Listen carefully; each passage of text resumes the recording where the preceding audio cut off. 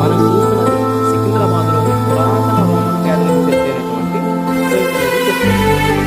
చర్చిని bishop పేరు father Daniel మరికి 1840 సంవత్సరంలో చర్చి నిర్మాణం ప్రారంభించి 1850లో పూర్తి చేశారు. ఆ తర్వాత 1871 సంవత్సరంలో టూరిన్లోని సెయింట్ అనేటువంటి కొంతమంది సన్యాసులు అనగా నన్స్ ఇక్కడికి వచ్చి ఇప్పుడు ప్రజెంట్ సెయింట్ ఆన్ స్కూల్గా ప్రసిద్ధి చెందినటువంటి పాఠశాలను ఇక్కడ ఏర్పాటు చేశారండి. ఈ యొక్క స్కూల్ చర్చ్ పక్కనే ఉంటుందండి. ఆ రోజుల్లో తెలంగాణ రాష్ట్రంలోని అతి పెద్ద